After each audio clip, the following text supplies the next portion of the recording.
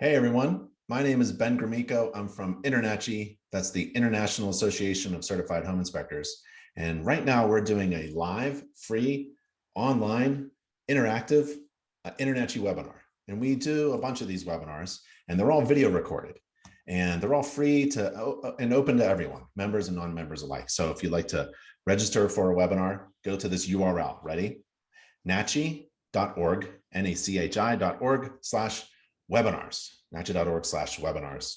And if you miss a webinar, no big deal. We video record them and they'll be all at that URL, nachi.org/webinars. And then if you're driving around and you want to listen to a webinar, we actually export the audio of the webinars into our podcast.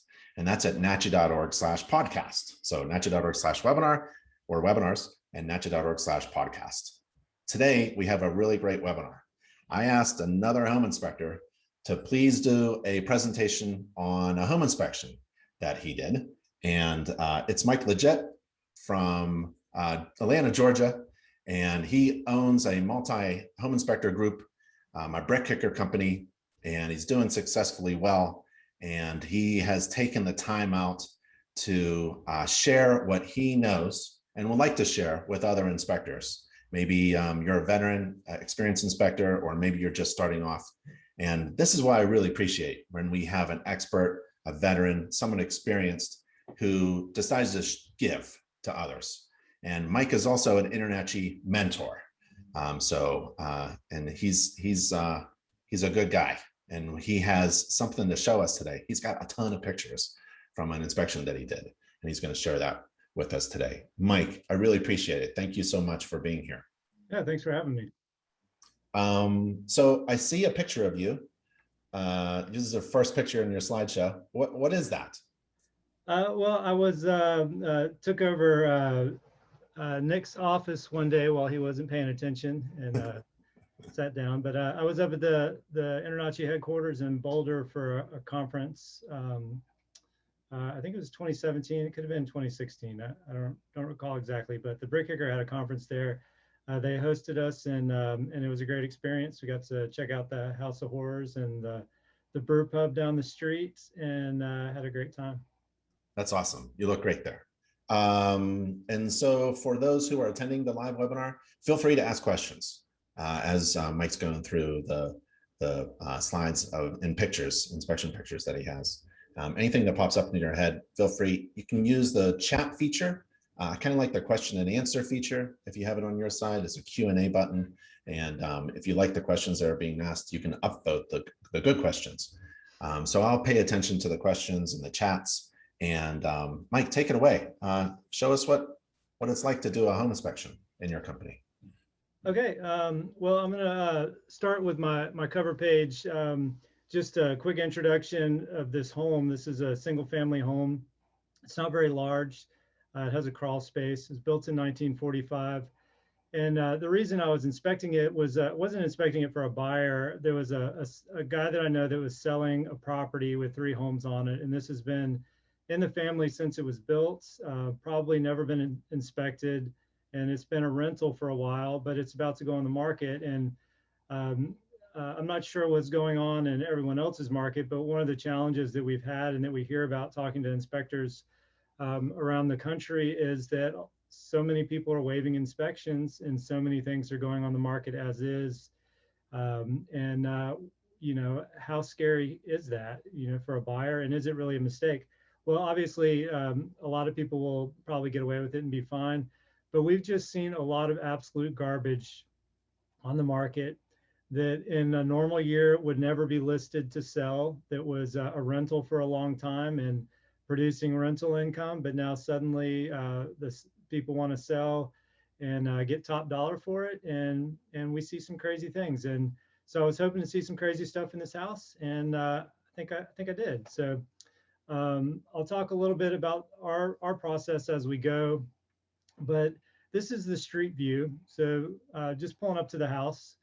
And, you know, this might potentially be a cover photo because there's not a pretty angle of this home, but we see some problems right away. You can see the grade is level with the front of the porch. a lot of work's been done at the front of this house. They sort of trenched around the front porch a little bit, so I think they were trying to make it better. They cut back some shrubs.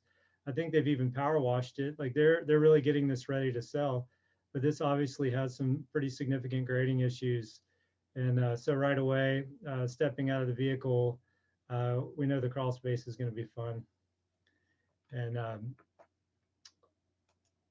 so we've gotten some feedback from people in other parts of the country. I have a friend who has a home inspection in our market, and he said he had some guys from Utah came out and ride with him for a day, and they said if they had to do this every day, they wouldn't be in the inspection business. So these can be a little bit rough, but here's another view of the front, and you can see the grading issues from this angle as well, and you can see it's an older home. You know, they put the vinyl siding on a long time ago, and who knows what they were covering up, but that's just our street view. So I started with roof photos, but really one thing I've always done is I've always inspected the exterior first, and then the roof second, and primarily because I'm looking for, I try to inspect as efficiently as possible, and I'm not going to walk every roof, so I usually look for roof access while I'm inspecting the outside. You know, sometimes it could be a really large house, and maybe the back porch is the best way to access the roof. The back porch covering might be a little bit of a lower pitch. But anyway, in the presentation, I started off with the roof, but just have a couple photos of the roofs. You can see already that there's two different roof coverings on here. So from the street, it looks like a newer roof, but have an older material on the back. So just a couple photos from different angles of the roofing material. There's some metal roofing on the back, and that's actually over a living space. So that's that tough rib material. And view of the front, we've got some vegetation overgrowing the front of the roof a little bit, and maybe you can see this valley flashing here is pretty corroded, but there's actually 2 layers of shingles on the roof. It's kind of wondering why there's only, you know, the back has that older architectural shingle on it, and the front's got a newer 3-tab, but they both have 2 layers. So I was kind of wondering if maybe they just got out of sync decades ago and they just kept rolling with it. But two layers on the back is the new and the old. And just another view of the roof. There's actually, I didn't get a close-up of this front porch roof, or I guess it's the side porch roofing. That's actually a different age 3-tab, also 2 layers, but yeah, I got all kinds of stuff going on up here. So I don't know if you wanted to talk about the standards of practice at all.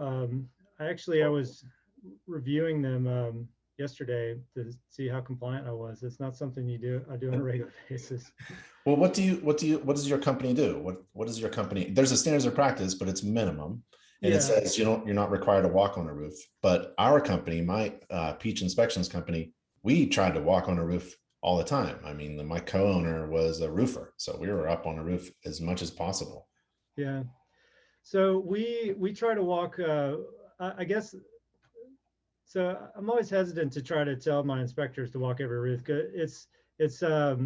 They just have different comfort levels, obviously, because you know they don't all have roofing backgrounds. They all have some construction background, but you know I have one inspector who's a daredevil, and I see him on climbing things sometimes, and I want him to get down. And but generally, I tell them, you know, as long as they feel safe doing so, that they should. And we say that we should first walk the roof if we can. And if they can't walk the roof, they need to put a ladder up on the eaves.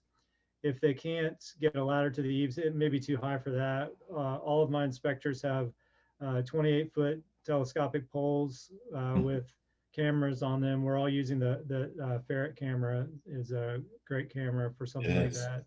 Yep. So pole camera is third, and binoculars are really a last resort. And I don't ever want them to say, and I don't ever want to see in the report that it was just inspected from the ground. that is the minimum standard, but I want them to, at the very least, use binoculars. And if they can't see it from there, then maybe it just needs a disclaimer in there that it wasn't fully inspected. Yep. But Yep. I had a experience several years ago where I had walked the roof, but I hadn't viewed it from the ground, and there was kind of a large hole in the roof, like maybe like 2 feet up from the eave, and it was it was a single story ranch style, and when I was walking around the outside, I was focused on the exterior, not on the roof. So I think it's best practice to view from the ground, even if you have walked it, uh, because there are what I call these dead zones, like right here in an older home like this. I'm not going to walk in this area because there could be some holes from old vents that were covered up and not repaired, and the roof decking, you have broken boards sometimes, just rotted sheathing. So I prefer not to walk around in the field very much. I stay on the ridge and stay in the valleys. So it's I think it's best to look at both. Good tip. Good On the tip. ground and the roof. So I'm gonna keep going. This roof here, when I got inside, I don't have a ton of interior pictures because there was just so much stuff to look at outside and under the home. But this roof is leaking, and when we get a little bit closer, we can see that someone has sealed every screw head, and this material, it really isn't appropriate for a flat roof. And this is a flat roof. It has a slight pitch to it, but you can see water ponds on the end here, and it's going to leak. If you're going to put this on a low pitch, it needs to have every seam sealed, and it's probably still going to leak because these screw heads are going to get loose, and a hole becomes a funnel really quickly. Mark just asked about drones. Does your company do drones, or no, or not necessary, or not even thought of? So I have 6 inspectors, and I bought a couple of drones a few years ago. I had 3, and it just seemed like it was going to be really difficult to be compliant. And the larger your company has, or the larger your company is, the more likely you are to have compliance issues with whoever's regulating things. So we also have an airport very close by. So actually, I live in Athens, Georgia. I have friends that work in Atlanta on a regular basis, and it's just problematic using a drone near an airport. So you may not be able to use it in a lot of places. So it's just not a promise that I feel like we can deliver. And I've always seen it more as a marketing thing. But if I was a single person operation, I would absolutely use a drone. And I had an inspector that worked for me a few years ago. He unfortunately, he got a job offer from a relative that he couldn't pass up, and he moved on. He's a construction manager for a commercial building company, but he used a drone, and I was totally fine with that. He got licensed, and he was willing to maintain it, and he bought his own drone because it was nicer than the ones that I had. So I think they're a great tool, but just for my operation, I provide tools for my inspectors. I don't know if it seems like that's a little unusual in our industry, but I provide all their tools. I provide their vehicles. I pay for their gas. Like they're awesome inspectors, and so I don't want to maintain drones or drone licenses. So no, but I think you should if you want to. So just another picture of the edge. So we know that we're getting some surface tension there. It's ponding, and then it's probably running back underneath and running into the living space. So we'll expect to see some water standing there on the inside. I have this problem at my house. I have an older home that's got four shed roofs. 3 of them are flat, and it had tar and gravel that someone put this tough rib under. It looks like they did it themselves. It wasn't even square. Yeah. So I'm very familiar with this being an issue. I lived in a townhouse. It was a 40-year-old townhouse. My wife wanted me to fix things up, and I'm like, no, this is so good for like inspection videos and training and Yeah. things. So I never hardly ever fixed anything. And that's what you get with I guess the shoemaker never fixes his own shoes. Yeah, well, you're right. It is great for videos. Like if I want to talk about the wrong way to vent a gas water heater, I can just go outside and snap a picture because whoever vented mine, they sidewall vented it from the basement, and there's no booster fan on it. It does go 3 feet up, but it's only about 6 inches from the sidewall there. Hmm. And I can tell how cold it is outside when the water heater goes out because it backdrafts enough to blow it out. But we have lots of carbon monoxide detectors down there, and yeah, and I should fix that. Yep. So just a shot of my vehicle because I was standing there and I thought, hey, let's get a picture of that. But here's a valley in the front of the house. So it was kind of rusted out at the bottom. So I would expect this to leak. This looks like the valley I did when I tried to roof a house back when I was a house painter. About 20 years ago, I thought I'd save some money on my first house. Roofed it myself. I did an exposed valley and it leaked. That roof made it about 7 years before it was replaced because it was so poorly done. But if you're going to have an exposed valley like this, it really you probably need some ice and water shield below it, and these seams, the edges here should be sealed, and we don't see that. So you would expect water to come down this plane and overshoot the flashing and the other direction too. This next one I wanted to ask you about. So I hear people talking about that you're not supposed to weave a valley when you have architectural shingles, but I've asked many roofers about this, and of course they're the ones that are screwing it up. So maybe I shouldn't ask them, but I've never really found a straight answer on that. If it's, it does need you should have that water shield underneath it more than just your regular vapor barrier. It should have some sort of protection below it in the valley. But what do you think about this, Ben? I've never heard of a problem with that. Yeah. And I wouldn't call it out, but I love this kind of stuff. I'm gonna look it up. So see if I can find some answers. But if I was a home inspector and I didn't know, I probably wouldn't call this out as a defect unless I actually knew some kind of code, local standard, something in my past that I can refer to. So yeah. Yeah, I tried looking it up, and I did phone a friend also, but I just I couldn't really find anything on there. So I did see some installation instructions for a manufacturer that just said you need that ice and water shield below it, and I think it's supposed to come out pretty far too. But yeah, I wouldn't call it out either, and um, yeah, one of the things when you look these things up is you find a bunch of home inspector websites that can conflict each other. that's right. And code is always silent on manufacturers' recommendations on how to install something. Yeah. So I would go right to the manufacturer of the shingle and see if they actually have guidelines on weaving. Yeah. Yeah. So here we have some, you see somebody tried to seal the edge of the shingle here, and that always kind of raises an eyebrow. Is why would somebody go to the trouble to do that? So I would say this is probably leaked at some point. I don't really know, but somebody sealed it up and it cracked. So maybe it's going to leak again. I don't know. I would certainly report that, and if when we go inside, we're going to look for water staining in the attic. And in this case, we really didn't see much, except there was one area where we did.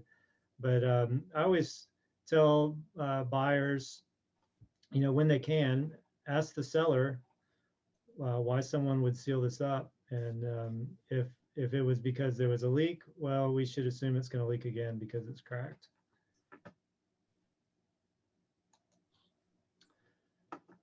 So we got a nice screen on the chimney here, but still going to be some rainwater going down it. And,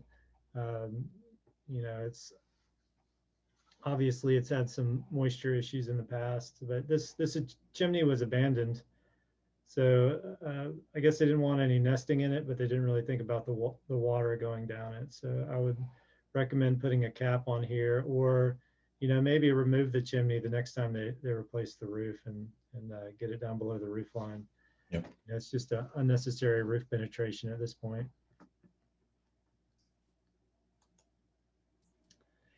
So the next few slides just show the massive amount of tar that was put on everything. And, if at first you don't succeed, put some tar on it. So we always call this out as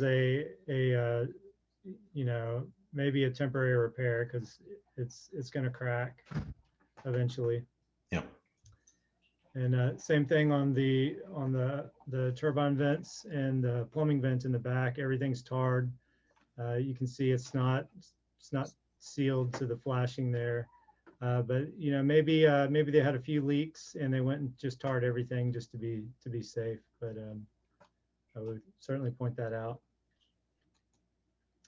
And then another flashing in the back. And of course, this plumbing vent isn't tall enough. It's tall enough for Georgia, so we typically will not write these up for height, because we don't have snow here. If we do, it's going to be a ½ inch to an inch. But it's not something we want them to worry too much about. But this has all been tarred up. I would recommend that, and you can see they sealed the boot itself. So I would recommend that they just go ahead and replace this. But another thing I didn't get a great picture of is there's these roof offsets, because they have lots of additions. This back part of the house was a back porch at some point. So, this is an area where we would expect water to flow underneath the soffit here. And in the front, I didn't put a picture in this presentation, but in the front of the house, you can see where there's water standing on that vinyl soffit from water kind of coming out through the vents. So we would expect that to happen in all of these places. So just everything just done very poorly, and adding layer after layer. This roof offset, so that everything's vinyl wrapped, so it's harder to see damaged areas like this, but we can see where water splashes off this little offset up, and it's caused the decking to warp there and rot a little bit. And you can see there's multiple layers of shingles here as well.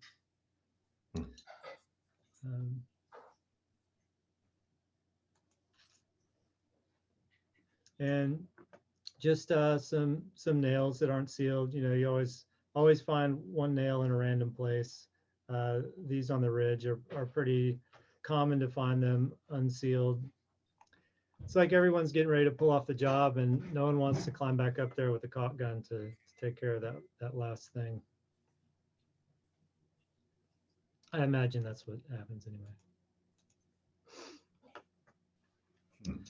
So this is that side porch that had an older roof, and that roof, it's a flat roof with 3-tab shingles on it. Essentially, it's not steep enough for a shingled roof, and you see it's been leaking, and we see some basically mushrooms growing out of the front. So whenever you see something growing out of wood, it's been really saturated. That's the fruiting body of the organism that's living inside the wood. So there's some surface mold, but this is always a major sign.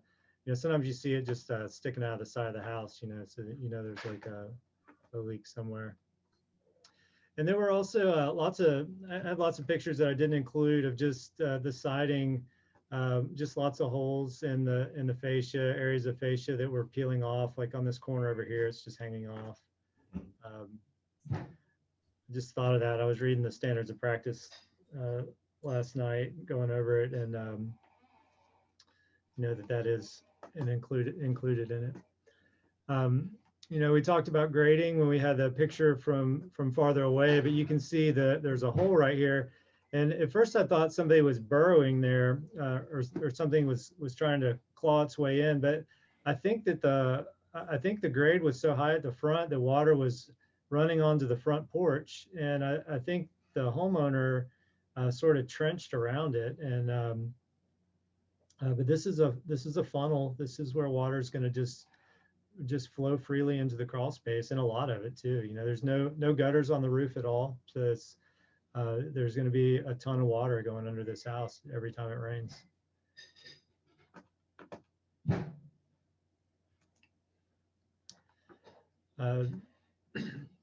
Just a picture of the gas meter. It's turned off. See, it's been locked out. And so we're not going to be able to test any of the gas appliances, but the way they're just running through the side, that's where some larger animals will get in. So can't wait to see who's living under there.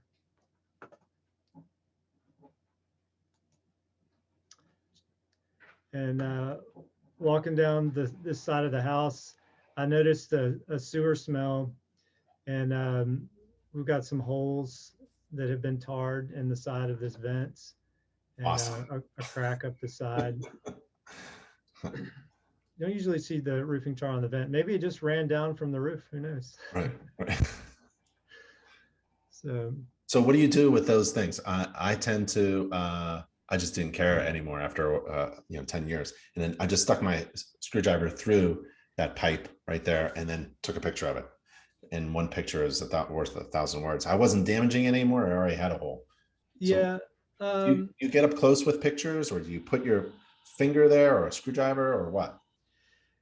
Yeah, I would probably would have, but yeah, I would suggest sticking something in it. In this one, I was actually having so much trouble with the lighting outside, and trying to use a flash outdoors and then trying to use my flashlight outdoors, that I got kind of frustrated. It took me about 6 tries to get a good picture, but yeah, I do. I'm not opposed to that, and we all carry just pocket knives that will stick in things, except at the interior. We try not to do anything on the inside of the house. Like one of my pet peeves is pen probes in drywall. It's just completely unnecessary.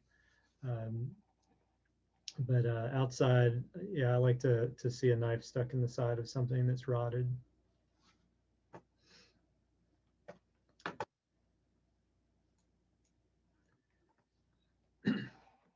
So this deck is a bit of a nightmare. It really just needs to be torn off. There's nothing salvageable about this deck, and I think it's fine to say that, and we would tell a client, we would tell them that this just needs to be replaced and it's not safe. Ask them if they would be comfortable falling suddenly from that height or falling off the side. I like to ask them if they ever watched any deck collapse videos on YouTube. It's a great place to go for encouragement on prioritizing deck repairs. There's some good stuff on there. But yeah, obviously everything is done wrong in here. So I do have lots of photos of the deck, but one thing I don't always take issue with is 4x4 posts, especially if it's lower to the ground. This would be kind of borderline, but yeah, it should be a 6x6. Yeah, just everything's wrong. There's no balusters. Nothing is supported. These rails, we could probably kick them and knock them off if we wanted to. The riser openings, I'm sometimes reluctant to write that up if it's just like two or three steps, but it's wrong. The throat is actually, there was another area where it was only 2.5 inches. It's supposed to be 5 inches. Like, we don't really call out the numbers all the time, but yeah, this is wrong. I didn't see any splitting on the stringers, but sometimes you'll see that it's split right there, and it needs to be replaced. The base of the stringers aren't sitting on anything, so it's pulling the top away. The stringers aren't bearing on anything. They should have some hangers there. Nothing on this deck is bearing on anything except for the decking. Now, I know this wasn't a typical home inspection doing a real estate transaction with the real estate agents, but how would you guide your inspectors in navigating this description of this deck. I mean, you just said this should be torn down, but I'd probably be hesitant in saying that as my first sentence during a real estate inspection. How do you work through that? Yeah, well, yeah, that's tough. Like, it's always it always depends on who's on site, and I would prefer that the realtor witnessed the conversation instead of imagined it later. Yeah, And maybe the disposition of the clients, if they can kind of see, well, some people will look at this and not see a problem. You really have to point out every issue. Some people would look at it and they can tell it hasn't been maintained. They don't really understand what exactly is wrong with it, but it just doesn't look safe. So, but yeah, I would. We can list all of the defects, but yeah, this is something that's always a challenge. What I would like to see with everything in the report, and I think Spectora is an awesome software for this to work. The problem with inspection software really is that people start using it to write the report instead of writing the report. But I think that ideally an inspection report would have 2 comments about a deck and about a roof also, like about these major things. And one would be the things that are maybe wrong that don't matter, that we don't want to draw attention to. And the other would just be the things that are wrong and are critical or do matter. And in this case, so many things would be in that comment that it would, I would say, say that the deck is beyond its life expectancy. It hasn't been maintained. It wasn't constructed to today's standards, and it may not be safe. And we suggest that they budget for replacement. yeah, So we say budget for replacement about a lot of things instead of telling them that they must replace now or they should tear it off. But if I'm feeling really great with comfortable with the clients and they're not too nervous and they kind of know what they're getting into, and the agent is someone that I know well, I'd tell them to tear it off, yeah, because that's what it's going to come down to eventually. Whether they realize that now while they're standing there with me, or there's no reason to call someone out to ask to fix it. It would cost more to fix all these issues than it would cost as much to shore it up as it would to replace it. yeah, yeah. Well, maybe not with today's lumber prices, but Yeah. but Yeah, Mike is asking, shouldn't this deck just be condemned and tell the homeowner to block it off and stop using it? I've done that several times, a few times in a dozen years of being a home inspector. We just call it a material defect, in that the deck collapse could be imminent. We use that word. It's going to fail if you shake it or get a party going on there. And you got to tell the homeowner it's a real big problem, because we come in there and we try not to shock anyone, but sometimes you got to shock people because this deck is just not safe. yeah. Yeah, I don't know that I would go that far with this one, but certainly sometimes. Yeah. I have before. I had one a few months ago. I was just asked to verify some repairs, but and the buyer, I didn't even do the inspection. One of my inspectors had called out this deck. The posts had settled pretty dramatically. It was on the side of a hill, and the girder had sunk down about 8 inches. It was an old deck, and so I was just asked to verify repairs. Didn't even charge anything for it because it was close to my house, and it was the relative of a friend. And I went out there to look, and they had made the repairs that were asked. Someone asked them to replace the girder, and they, because it was on the side of a hill, they moved it in. They moved it in closer to the building. So now the overhang was a third the length of the floor joists. And yeah, I when I called her, I told her I wouldn't take anybody out past the girder, and Yep. that was the selling feature of the house for Yep. them, was the deck overlooking the river on the side of the hill. But yeah, so there have been a couple times like that. And if you've ever demoed a deck, you know when you take this apart, everything is just going to be corroded. Like there's not much left of these nails inside the wood. Yeah. So yeah, under some circumstances, I would tell people not to walk on it. But we're not. I'll raise the flag, but I'm not. I don't really just generally don't tell people what to do. Hmm. But they should know that it's not safe. Yep. So this is it's very rare to see the bottom of your stringer sitting on anything but the earth, but on an older deck like this, you can see the effect. It's pulling away at the top because the bottom is rotting and sinking and settling. And one of these pavers is underneath the middle stringer, but the other two are just sitting on the ground. So again, nothing bearing on anything, including the floor, the joists. And so there's one bolt connecting the deck to the house.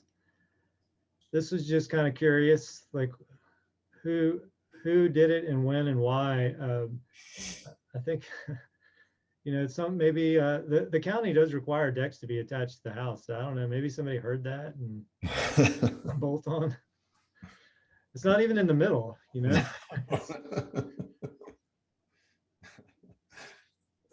I don't know. No flashing either.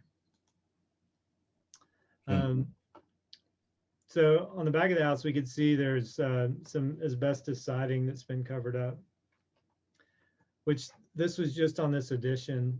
The rest of it had Insul brick that was underneath the vinyl siding. We could see it in a couple areas at the front, but we always write that up. We don't really make a big deal out of asbestos containing products. We just tell them it's there, and if they're gonna do any renovations, they need to make sure they're hiring a licensed contractor, and we don't recommend that they do it on their own, because the contractor is supposed to do the testing or just treat it as asbestos. And then the decking. So back to the question of whether I would just tell them not to condemn the deck. I walked on it. I didn't feel it wasn't moving around at all. They're 2x6 floorboards, so it's still a lot left to it, but it needs to be replaced. And then I dug out the bottom of the posts a little bit just to see if they were rotted, or how rotted they were, I guess. And not too bad, but obviously it's the base is rotting. That's something that you see on every deck, is that they're not field treated at the base of the post. Like if any piece of lumber that's cut should be field treated if it's going to be touching the ground, if it's treated and rated for ground contact. And I believe in general, it's really just 4x4s and 6x6s, like 2x4s and 2x6s. Those generally aren't rated for ground contact unless they're field treated. And also, I always tell my clients that these are termite resistant. They're not termite proof. Termites have proven that they will eat whatever they want. And if it's wet enough and they feel like it, they may eat some treated wood. It's possible. So just a dirty dryer vent. Looks the same as every house that we've ever seen. It's the only thing normal on this one.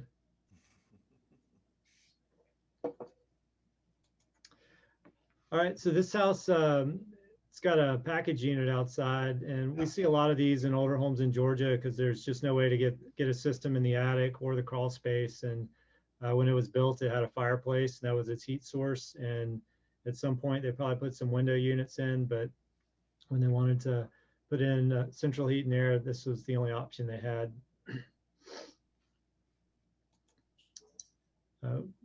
Actually, first thing we notice is the condensate drain is just dumping on the ground right there. At least it's not going to run back into the cellar. There's actually a little bit of a cellar here with a concrete floor. And then this drip leg, I always look for the drip leg. So obviously it's very corroded. I kind of wonder if they recycled this from something, because the unit, well, they did. The unit's only it's 2017, so I don't think this would have corroded that quickly unless they were spraying yard chemicals or something on it. But it does have a drip leg or a sediment trap, and this is something we always call out if it's missing. And you know, HVAC people sometimes think it's a joke when it's called out, because they say that it doesn't do anything. You know, there was a sediment trap right at the meter also.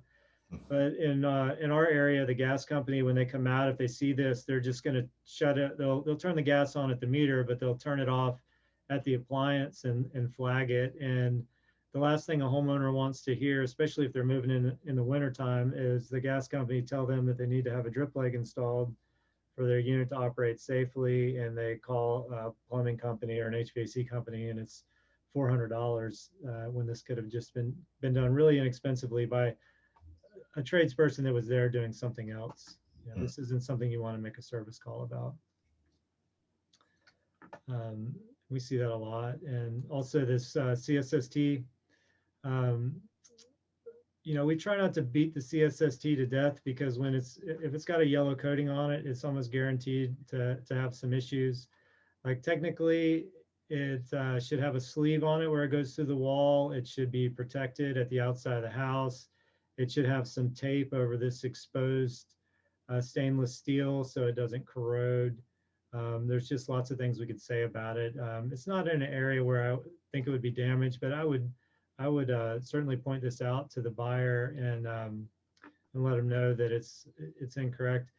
However, you can almost never find a contractor or HVAC contractor or an electrician that really understands or takes CSST issues seriously.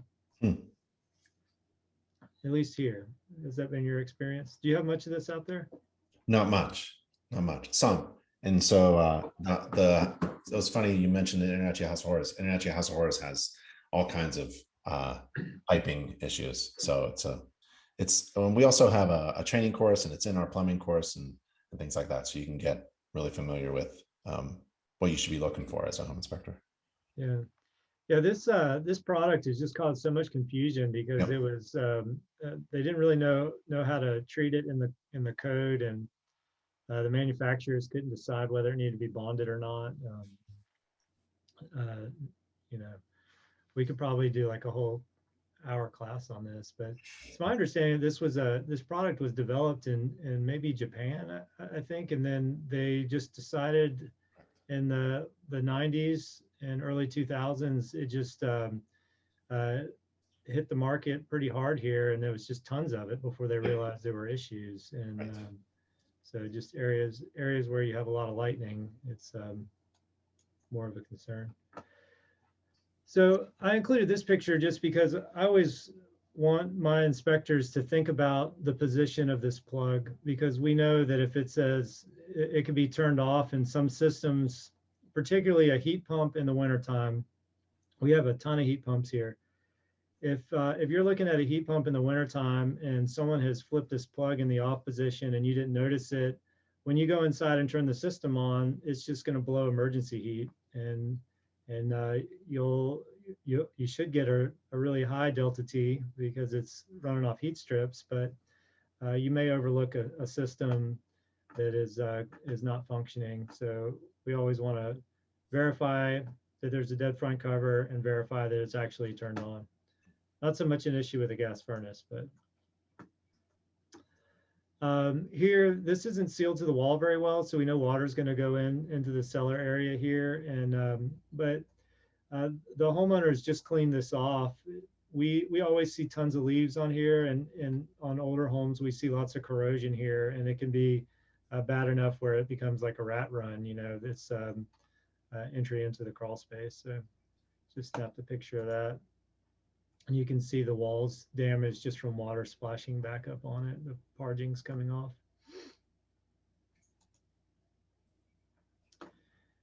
And, you know, we always get a picture of the label and we check to see what size breaker we're supposed to have. And this is like a freebie on most home inspections, even like new construction, it's almost always wrong. So it's the max breaker is 25 amps, and it's on a 30 amp breaker.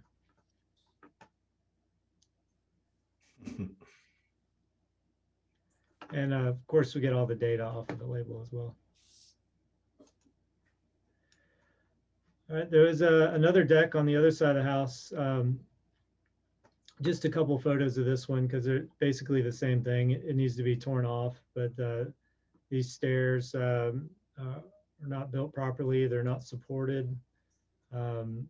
Sitting on the ground, pulling away at the top, just like the other one. And then the deck boards aren't supported on the end and on either side. So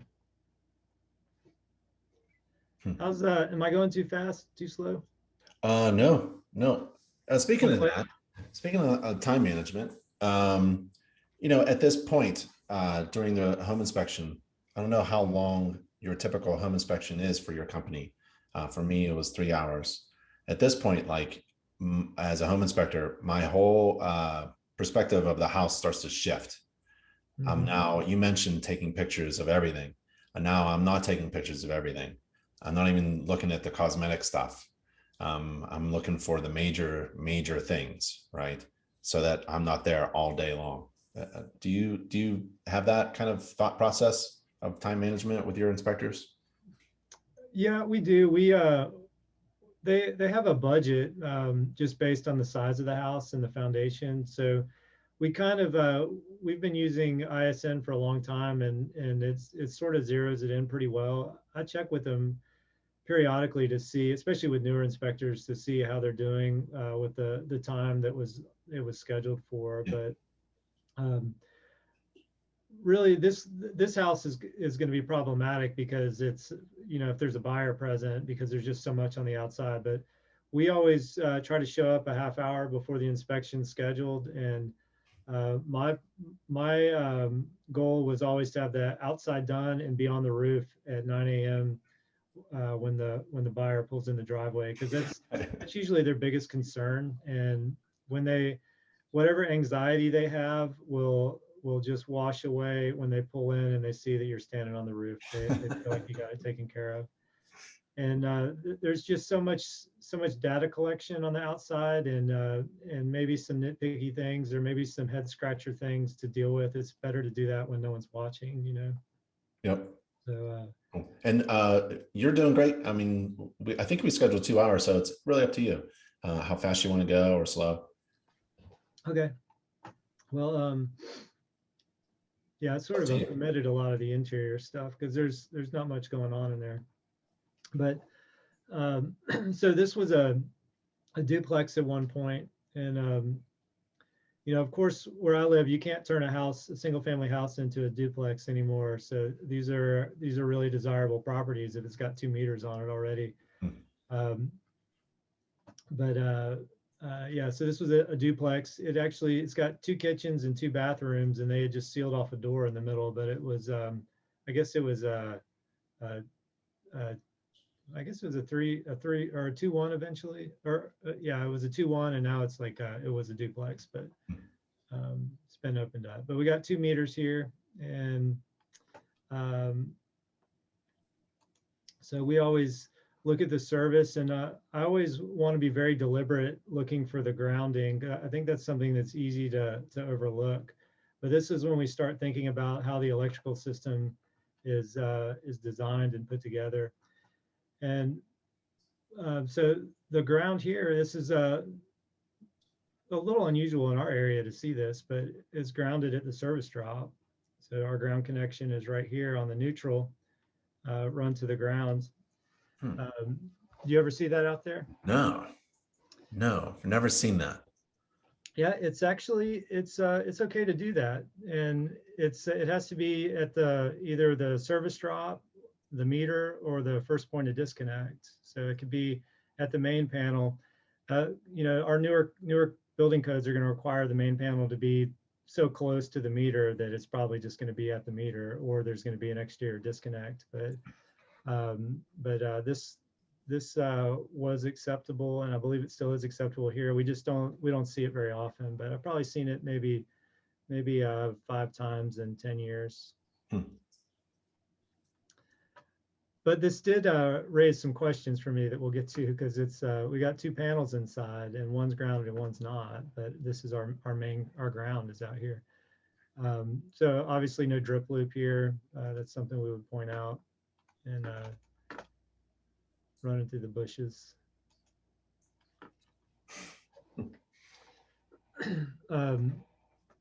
So here, this was kind of like a weird chase, I guess, for a plumbing vent. It comes out the wall, goes under the window and back up the top, but I guess somebody was working on it and they never put it back in. So we can expect a lot of water to run into the wall right here. And got some cable running this way.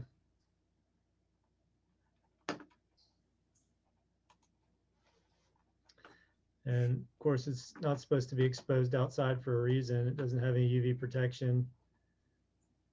So we got a couple lights outside. Wiring's just not secured. You like that? Your pictures are awesome. You should sell them. Yeah, so another close up of this cable. So lots of shock hazards potentially out here. And then, so I think this is our last picture from the outside, but just crawl space doors. This one is wide open. I don't like to see this when I'm outside, because you know the rest of the time we're inside, so we're going to wonder in the back of our minds what's living down there, and if we're going to be outnumbered.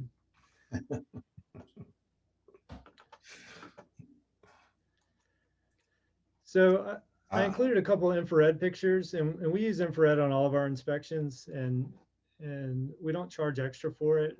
I feel like it's a tool that just about everybody has, and I think it's we really use it just to draw our attention to things that we might miss otherwise. So in our process, when we go inside the house, we'll go up to the attic first, but before we go in the attic, we're gonna do just a quick scan of all the ceilings on the upper level. And the reason we do that is because when we get in the attic, we may not be able to traverse the entire thing, or if it's a new home, we're not gonna go damaging insulation and moving it out of the way. So we're going to inspect the attic as best we can. But before I go all the way to the other side of the attic, I really want a reason to go over there. If you know, a lot of times you go up there and there's been lots of foot traffic from the cable guy and the last home inspector, and you can just follow their path. But we want to look and see if there's reason to go in areas that we might otherwise just look at from farther away. Which FLIR camera do you use? Which FLIR camera? This is a FLIR E8. My inspectors get the E6 or the E5. I'm the only one who gets the E8. But we're all using the FLIR. That's great. I think it's a great differentiator too, especially if you're not charging for it. And just you know, you can say why would you hire an inspector that sees the same thing you see? You know, this is can make a great marketing piece with these things. And you know, your client, they don't know what this means. If or a marketing if they see this in marketing, they don't know what it means. They just think it's cool. And it's also you can make lots of jokes about looking for ghost hunting and things like that if you want. But just took a couple of pictures of the inside. So, you know, it's an older house. We always expect to see insulation settling. So I don't know that I wouldn't put this in a report. Like this is really for me to know where I need to look.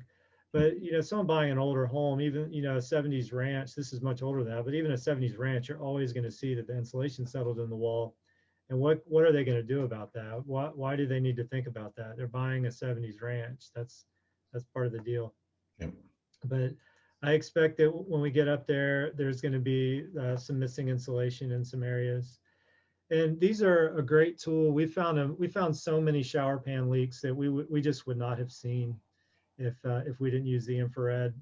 And I was under the impression a long time ago that if there was a leak, there was going to be a water stain. And If there was a leak and no water stains, somebody covered it and it was fixed, and that's just not the case. Sometimes it takes a long time for that water stain to appear. So there was a large piece of plywood over the attic hatch, so I thought I was going to have a big opening, but I took it down, and there was 11 by 24 inches for me to squeeze through.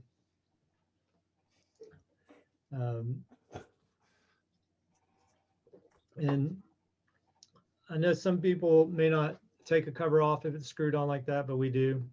And you know, the hole is smaller than we would like it to be, but if we can get up there, that's one of the things we tell our clients and agents that we're going to go anywhere we can fit, you know, so we're not going to do anything dangerous, but we can get through that one. So I stuck my head up slowly in case there were any rats, snakes, bats, or possums or raccoons. We've found all of those things in attic spaces here. You can see they put some poison out for the mice. The mice ate the poison, and then they ate the poison dish. They said, we'll take it. And just a picture of a little burrow hole in the insulation. So this is pretty common in just about every attic.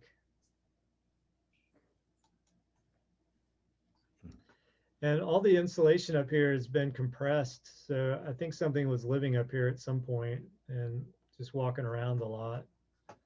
But it's been there for a couple decades. So.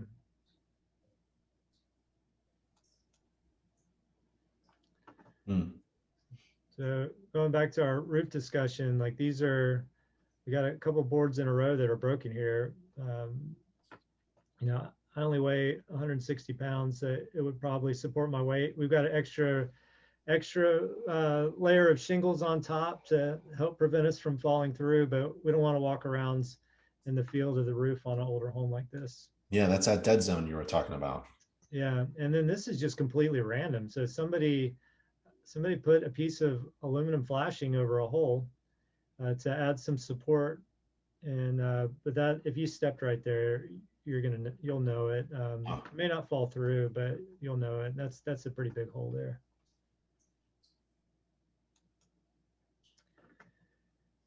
And you see lots of places where there's broken boards just hanging down. So just a view across the attic. This was the main part of the attic, and there was some areas that we couldn't get into. I can see one unit is insulated and one unit wasn't very well. Looks like they insulated with insulation just on one side. Yeah, I bet they just bought some and they ran out. Oh, okay. Like they got tired of trying to push it through that little slot. Can you imagine taking all that insulation through that small hole? They had to feed it through like a dollar bill machine. Just open it up. Yeah.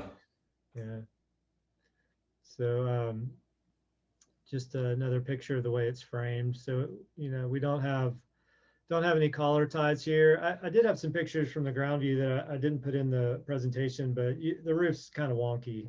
I'm told wonky is a Southern term. I don't know if it is or not, but kind of wonky. It's not very level looking, and it just doesn't meet today's standards. And we don't go in and when we see something like this, we kind of take like it's sort of it is what it is approach. Like it doesn't meet current standards, and we have a generic comment that says that it wasn't framed using current standards, and it may benefit from additional support. I think that's the easy way to say it. So you're not telling them that they need to reframe the roof, but in areas where if we saw any substantial sagging issues, we might tell them that they should have a framer add some support. But this has been here since 1945. You know. Framing is one of the things that can stand the test of time. Electrical systems, not so much, but framing, if it stays dry. Do you agree with that? Yep. So let's see. I remember a turbine vent on the top, right? Yeah. And is that a gable vent at the very far that I see by the chimney? There's turbine vents and gable vents, and there are soffit vents in the vinyl, but I don't know if there were soffit vents in the old soffit. But the gable vents are very small. They're like maybe like 6 by 10 inches. I Yeah. think there's a picture of one in another space, but you can see there's the insulation's packed all the way up to the end there.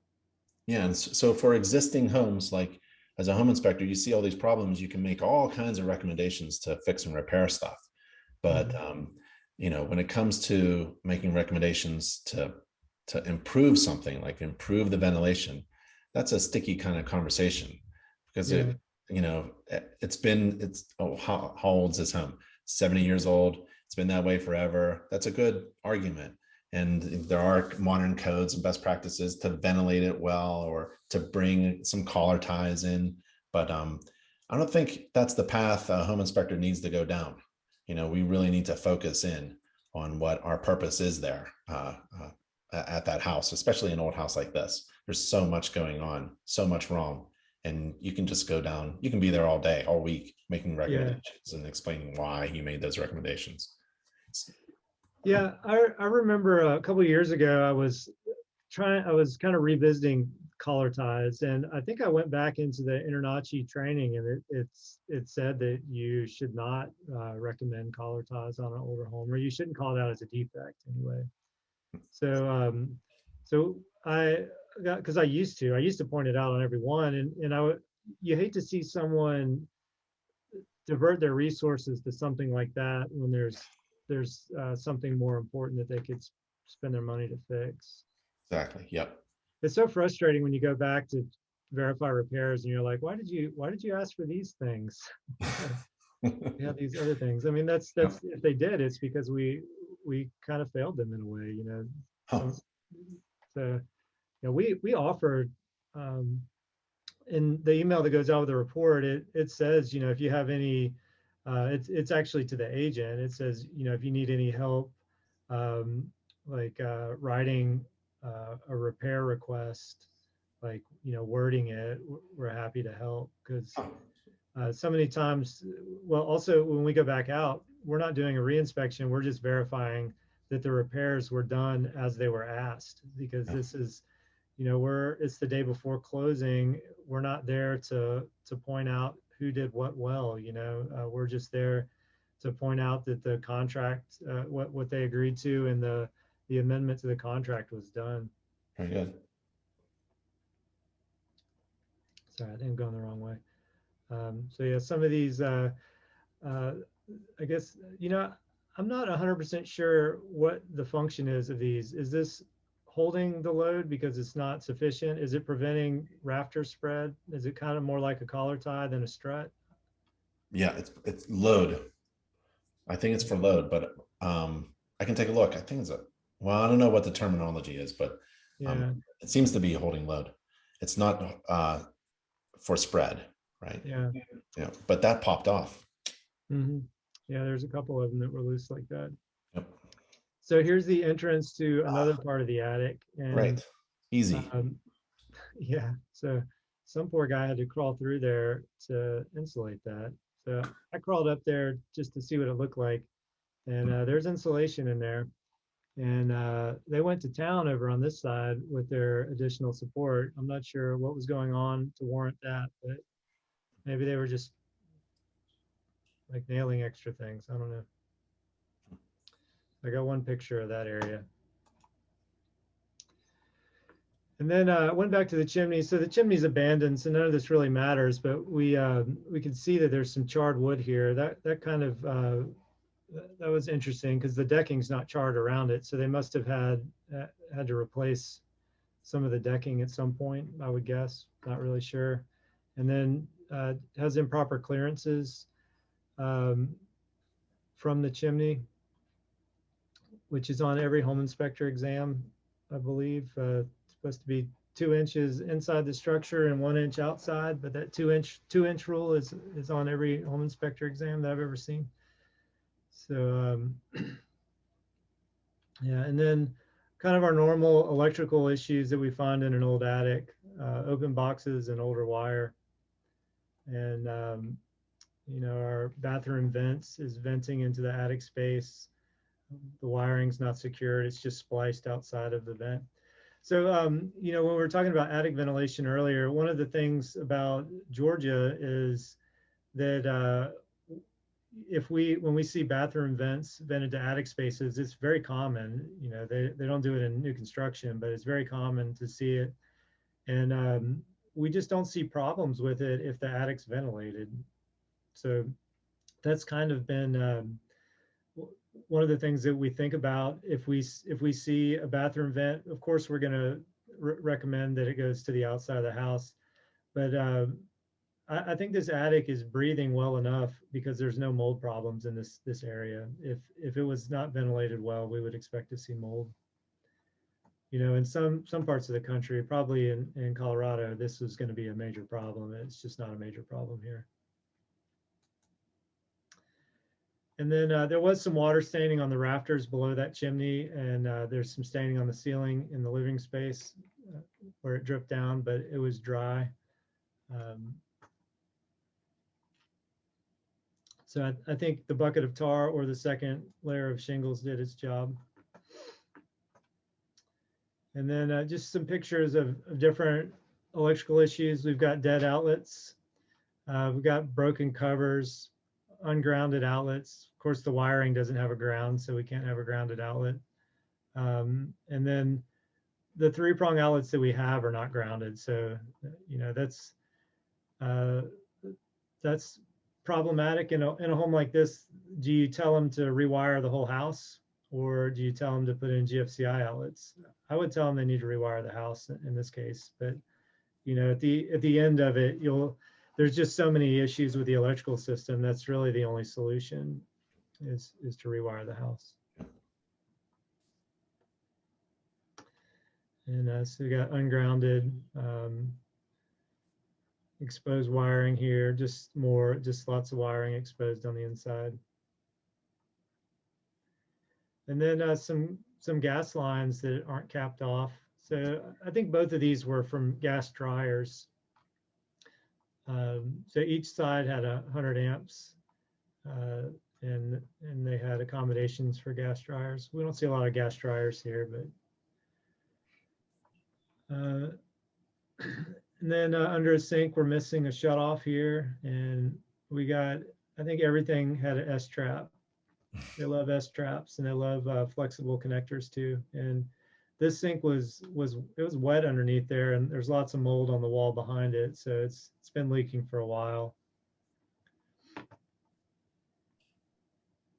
And I'm not sure how long this house has been vacant, so it's probably pretty substantial. So, you know, we check the appliances, and we try not to beat them up too bad, but I always report if the ice maker was turned off. So we check to see if there's no ice, we see if it was turned off. We just have a button we press that says it was turned off.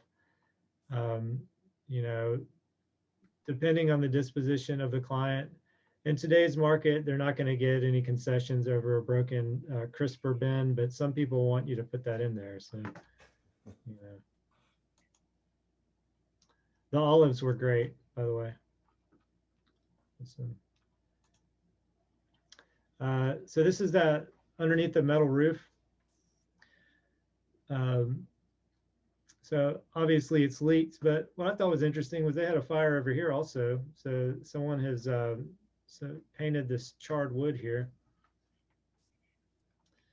And there's just nothing underneath that metal roof. There's this OSB and nothing to assist it. It's just that really needs to come off, or put down like a rolled roof would be better, or something for a flat roof. Mm-hmm. So more S-traps. Had a wonderful upgrade here, the cardboard base. So just lifted that up, got some places for rodents to come in from below. And the toilet was turned off. I turned it on just to test it, and then I turned it back off when I was done. But someone replaced the flapper with the wrong flapper. The chain's too short. It just doesn't work at all. And then the bathtub, all the piping in the wall was loose. So we use Spectora, I mentioned before. We can put videos in the Yeah. reports. So we would have a video of this, just us showing that it doesn't actually close, and a video showing that this is all loose. But also this has been patched before also, and we always recommend, if we can see that it's been patched, then we know it wasn't done by a professional, and there's a high probability that it's going to leak, and we want them to have that addressed. So this was interesting. The sink was supported by these 2 wood dowels, and when you walk past it, the dowel falls off just from your body weight resting on the subfloor. And then mouse poop in the light. Sometimes we see scorpions in the lights, and Wow. never really figured out why. It's kind of random, but even on the second floor of homes, we've seen scorpions in the light, and the only thing I can imagine is that they're following the cable, and at some point they're attracted to the light. I really don't know. It's bizarre. I wish I have some old pictures somewhere of light fixtures with scorpions in them, little tiny scorpions. So moving on to the cellar, there's a cellar and a crawl space, and went through both of them. I should have started with just a picture of what I saw when I opened the door, because it was like ductwork was hanging in the way. I had to push it out of the way, and just like wires and pipes everywhere. But this was actually wet. There was a drop of water here, so we got a small leak on the water line.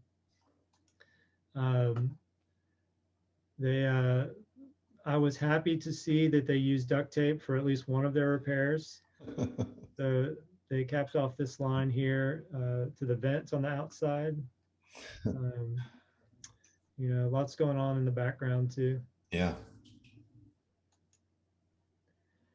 And I always write up these hangers when you're not supposed to have metal hangers on plastic pipes, and I write them up because I had a realtor years ago. I did an inspection for him, and after he moved in, he was buying the house for himself. And after he moved in, he was in his crawl space, and his dog bumped into a pipe that was hanging from a plastic hanger like that. It was about 2 feet long, and broke the pipe. And he blamed me. Why? I don't know. Like, why is your dog in the crawl space? My first question. But it's because they move around, and PVC pipe needs to have rigid support, and the reason you don't have metal hangers on it is because it's just easy to break if somebody bumps into it. But down here you can't really tell what's supporting what anyway, so it's got some additional support by the duct, and it's holding these cables, and not really sure who's holding who. But that's something we make a note of it. We don't make a big deal out of it. So lots going on here, lots of different types Fun of mess. piping. I think I got a close up of that. Yeah. So just sitting on a block. There was also some water on the floor here. So I was looking at it for a minute, trying to figure out which of these connections it was leaking out of. And then I looked up and I saw that.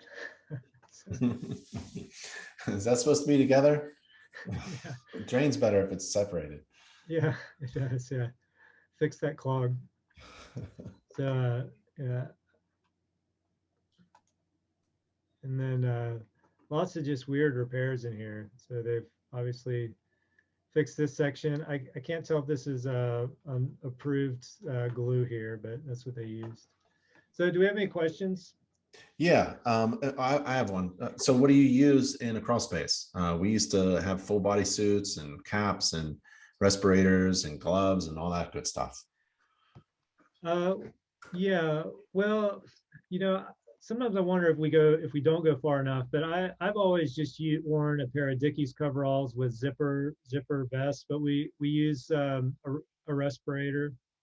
I don't use a full face respirator. No. but and I used to wear goggles, but they get fogged up. But instead of that, so yeah, we wear gloves. Also, I use concrete over boots for Mm, concrete work. They've lasted for a long time. They're indestructible. Um, so, but but the best tool I found for crawl space is a Dandelion Weeder. Are you familiar with this tool? It's like a maybe a 32 to 36-inch long wooden handle with just a small ah, metal piece on the end and a little V on the end. yeah, And it's for cutting a dandelion off at the root. You know, you can just walk around and poke at them. You know, yeah. I don't know who does that kind of thing, but I bet it's very satisfying. But the dandelion weeder is an awesome tool for a crawl space because you can, you know, if you run into any wildlife, you can defend yourself at more of a distance. Yep. But it's great for pulling back insulation. And you know, we don't have to pull back insulation. It's you know, things that we can't see. We kind of have an alibi on that, but we always pull back insulation below doors, below exterior doors, at deck attachments, Yep. and below plumbing fixtures, especially shower pans. Yep. So we always move them in those areas, and you don't want to be under it because then you don't want the fiberglass falling in your eyes. Yep. You don't want the mouse poop falling in your eyes, and you don't Right. want the snake to fall on your face either. Yep. So I highly recommend that tool. That just ruins Uh, your day. yeah, Mark says, look, is it going to cost more to renovate this house for safe occupancy than it would to just tear this house down and build a new one? Uh, you know, the price of lumber. yeah, price of lumber, right. It's going back to that thing. What do you say when it's really bad? And so like I'm a code inspector, and InterNACHI has a code course to help you prepare to take the code exam. And in the course, you might be interested as a home inspector to take the code course, not to be a code inspector, but within every code course, there is training for the code official who has the authority to condemn things. You know, and it has this training where you can draw this line, where you can say, this is bad, it needs to be repaired, or this is so bad, I'm not going to let anybody occupy the house or use this particular system, or I'm going to shut this down. So it might be of interest for home inspectors to take InterNACHI's. It's a free online code course. Just go to our education page and search for a code, and the code course will pop up. But hardly ever, home inspectors should not be at the point of saying, we got to tear this house down. You shouldn't be going down that path at all. Just observe and report, and be careful with things like using a D9 as a solution to your observations.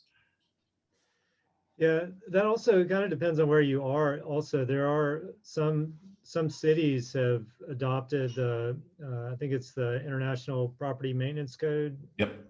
and if you're doing an inspection in a place like that, then you really need to understand what they may require, because you know, in places like in the city of Atlanta, for example, if you want to change an outlet, you may have to bring the house up to code, and you know, you don't want your clients to be surprised by something like that.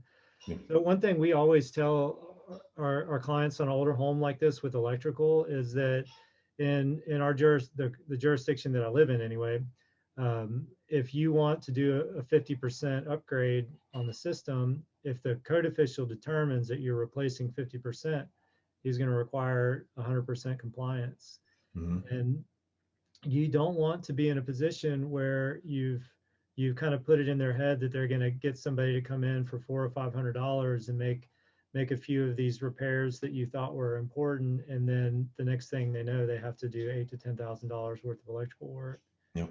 And because so there's also there is a code. I wish I could. It's electrical inspections for. Well, no, that's a book. There is an electrical code for existing dwellings. I can't forget. I can't remember what it's called though. It's a thin red book, but I used to use that as a reference. Yeah, the IRC has a code book for existing buildings. Yeah, that's well, there's at least And there's one for electrical, and it's great to say, it says like if an outlet has paint on it, it should be replaced. yeah, Yeah, because most realtors are going to fight that, and if you say, well, it's in this is like the existing, this is what the existing code says should be yeah, done, but not new construction. Yeah. yeah. Yeah, and you're right. It's the International Property Maintenance Code. That's a good code book for it. But just this picture, I love this picture. There's so many things, and just in this picture, it's really incredible. The insulation on the ductwork, the 2x4 supporting the rotten flooring above, the two dissimilar kind of drain pipes. I see electrical wiring that's not in a box. It just goes on. Yeah.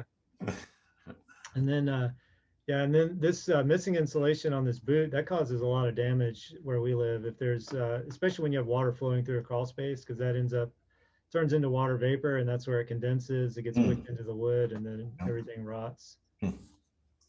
John asks, do you charge for your post repair inspection that you mentioned before? We do, and we felt guilty about that for a long time, and because what would happen is they would call you because they're anxious and you want to help your clients. Yeah. And you're really the only one that can do it. So we had this struggle for a long time. We tried to squeeze them in over our lunch break or after hours, and maybe charge like $45 or something. But what we did to solve this problem was we started telling them in the email with the report delivery that says, if you would like to have us verify repairs, we would love to do so, and we charge $195. And so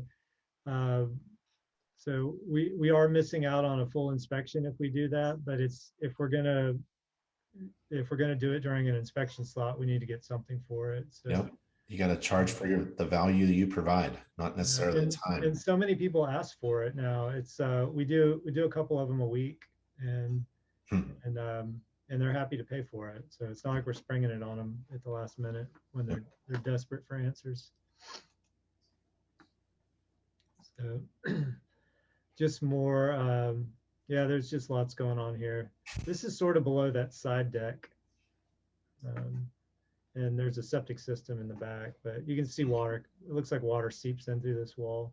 Sure. And then I don't know where this pipe goes to, but I would seal that off just to make sure it's not connected to the septic system somehow.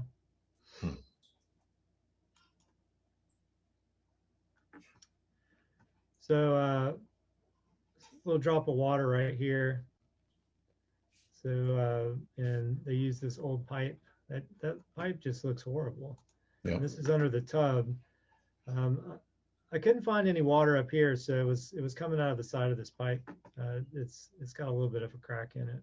Oh, why did they keep the cast iron? I don't know. They kept a piece of old cast iron pipe in between new PVC. Yeah, that's bizarre. I think it's too much fall there also, but I didn't put a tape measure on it. So as far as other tools I take in the crawl space, take a camera. I don't like to take my phone in there, even though the software is on the phone. And then a voltage detector and a moisture meter. And then this is just wild right here. We've got capped off copper lines, connectors. Yeah, mess. Yeah, so I don't even know what I was taking a picture of here. It could be the rot. I guess there's some missing wood here. A couple different types of piping. This old PVC, I find that it's very brittle. I always warn my inspectors to be very careful around it, because if you bump it, it might just snap. Yep. Here's some more weirdness. Why there's a shutoff valve here, I don't know. It's not the main shutoff. This was leaking. This was a little wet right here. And this is my second favorite find. So we fixed a water line with a piece of rubber. Yeah. A clamp. Hey, it's not leaking. Yeah, it's not. Here, just more unsupported water lines just sagging down from the weight, or maybe they put it in that way. I don't know. Hmm.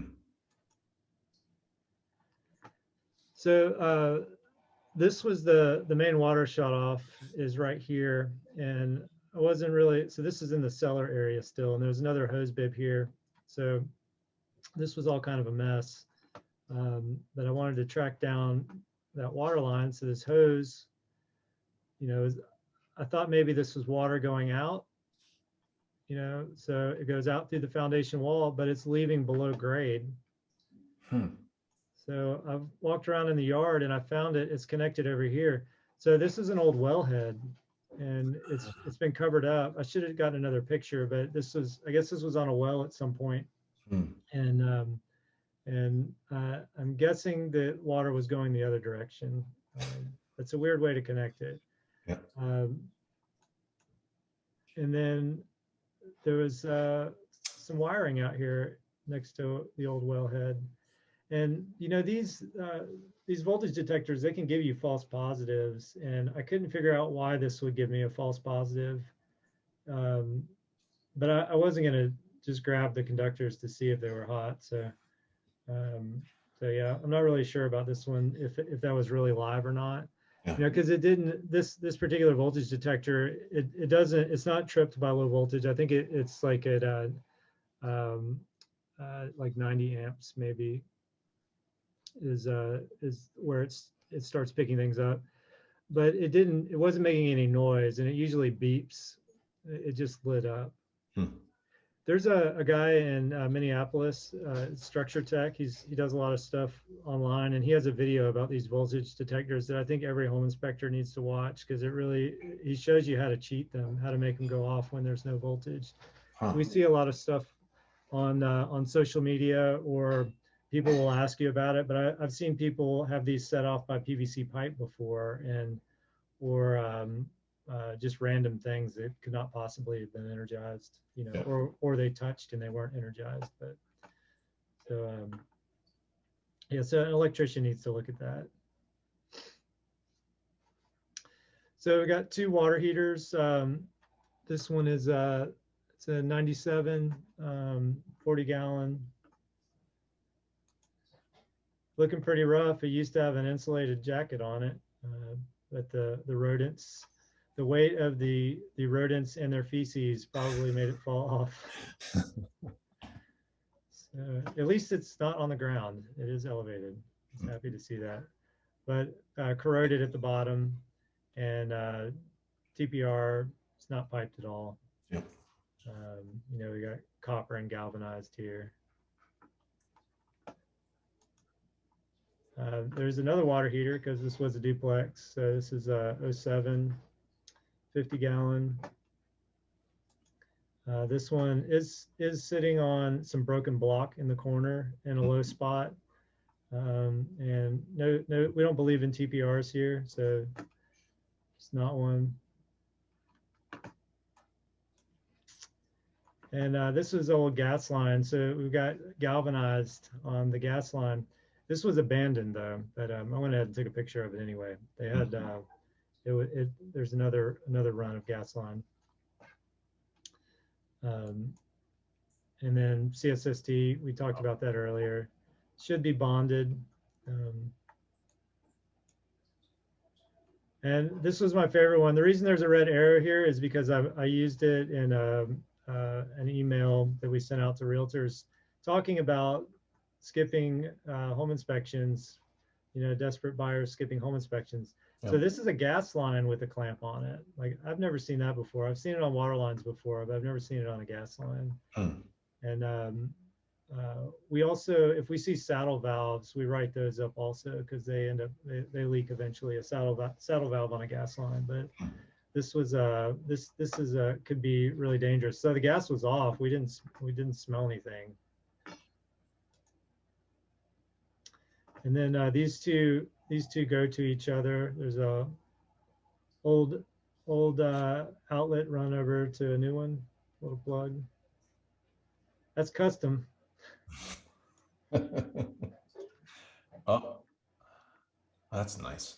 So yeah, some old wire, just some extra support. Let's just scab it together however we can. Yeah.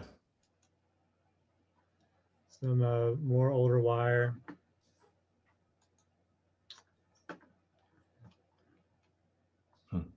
Boy, Not sure that's if I was fun. taking a picture of the wire, the rotted joist, Yeah. or the mold on everything, but Joyce doesn't even exist at the end there. no, it doesn't. The extra layer of subfloor is holding itself up.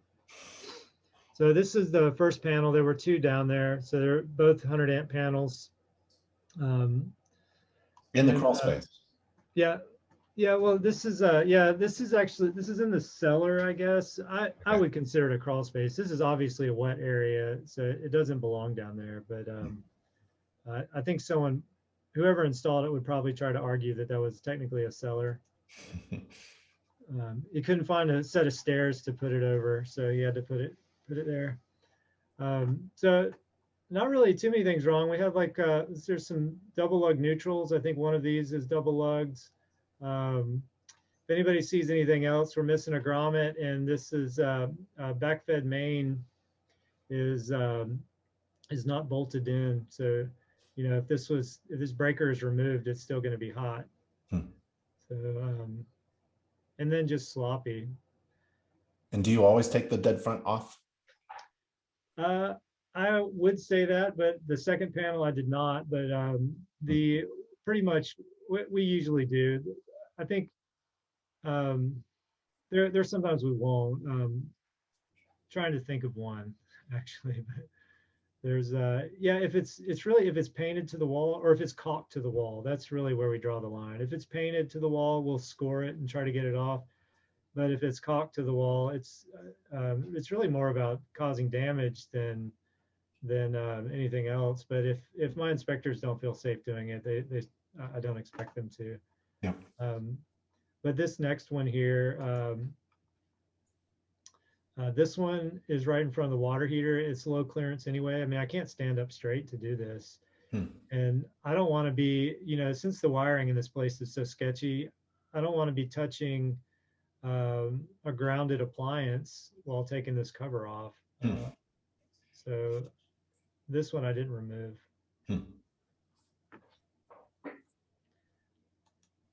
I don't want to try to put the cover back on that thing either, you know? Yeah. So some of the sidewall here is rotted out. I think that's what I was taking a picture of. It's hard to tell. Yep. Wow. So yeah, here we've got, this is really common in older homes. You see some kind of like some makeshift support. There are no nails holding this up. So I guess they used the service entrance cable to keep some tension on it.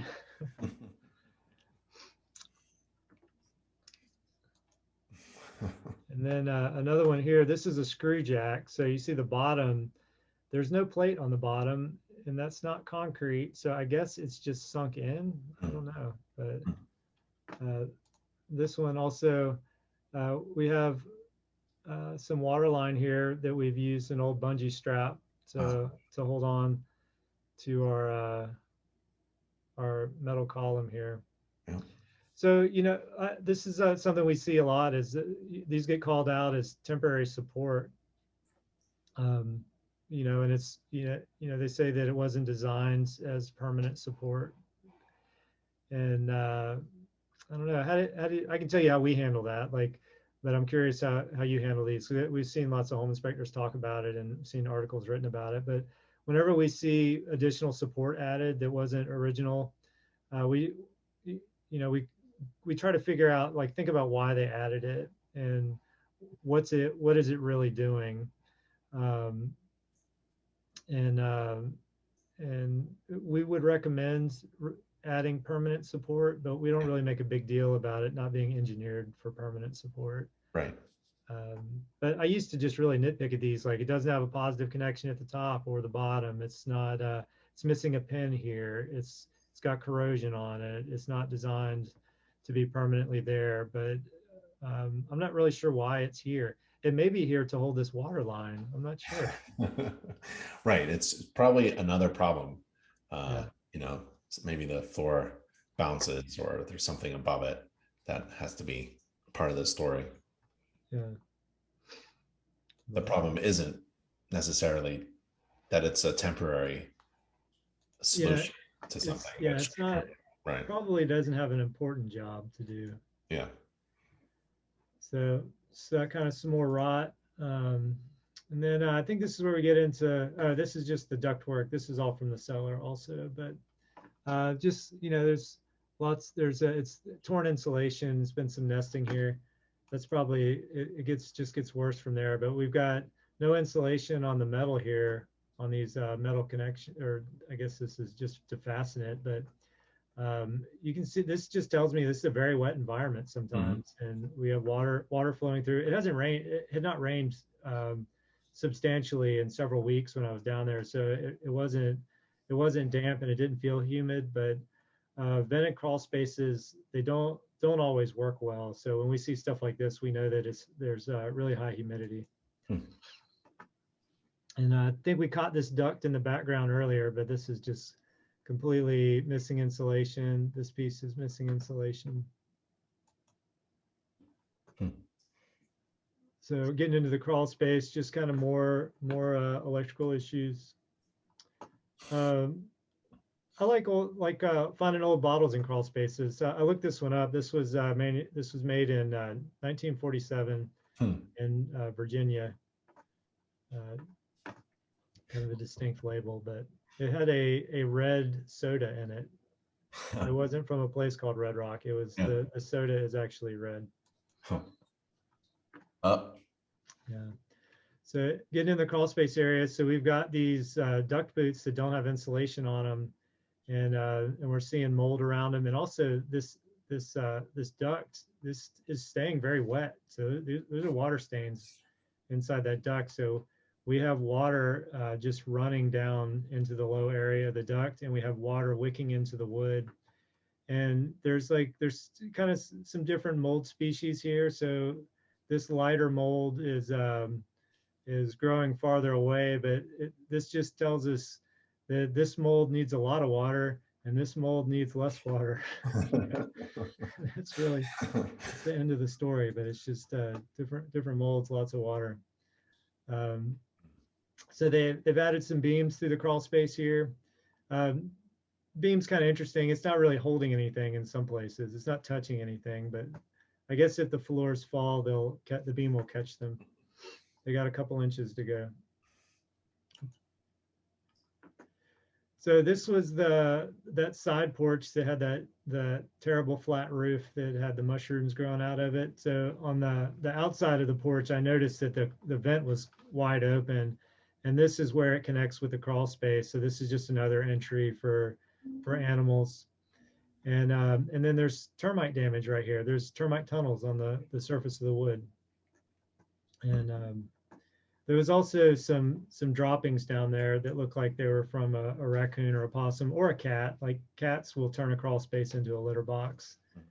And if there's much of that, we won't go through it. But it was just some in a specific area. So more problems with the ductwork. It's a shame this HVAC system is not that old, but the ductwork needs to be replaced. So more termites. I was hoping to find some that were active. You know, termites are weird. If you break the tunnel, they leave. So, you know, if in Georgia, you're required to remove the tunnel when you do the treatment. So it's generally assumed if you see a termite tunnel, whether there's termites in it or not, you have an active infestation. Yep.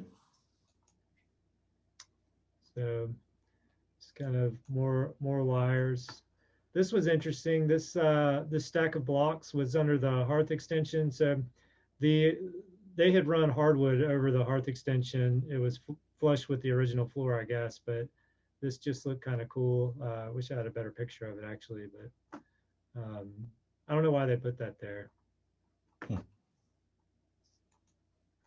And then these were some sort of I don't know if this what this was originally designed for, but this was kind of like a a piece of steel that they had supported with these blocks underneath the floor joist. And this one slipped over, but there's one in the back where it's just run below the floor joist.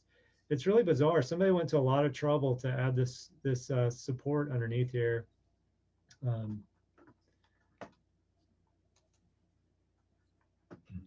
Open junction boxes. Here's where the beam's not touching at all.